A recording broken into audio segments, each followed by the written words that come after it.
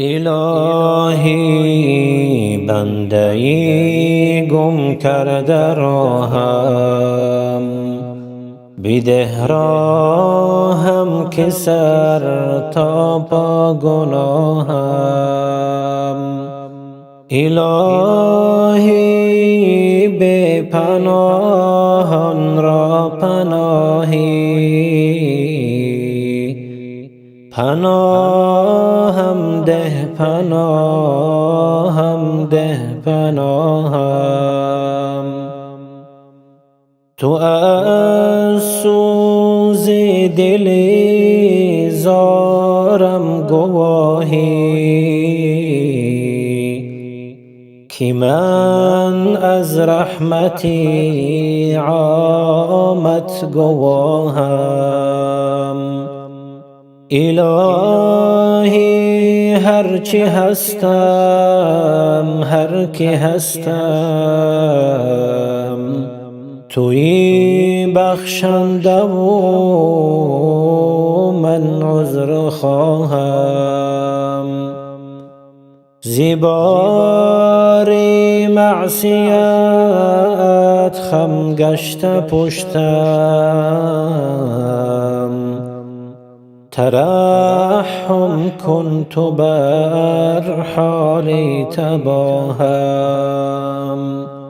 با آبی رحمتت کن رو سفیدم، که من از فرط عصیان رو سیاهم.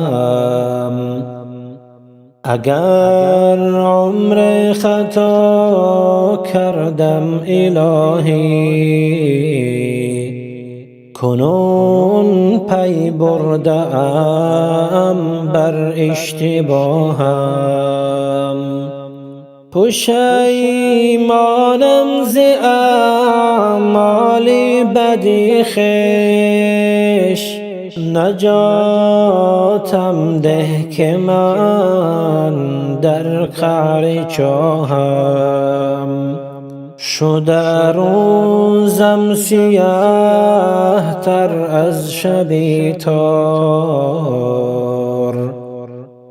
به غفلت رفته از کف سال و ماهم.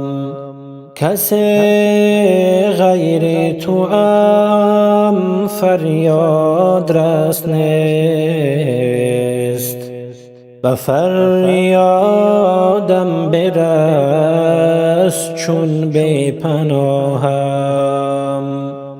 نخواهد کرد کسی بر من نگاهی، تو از راه عطوفت کن نگاهم.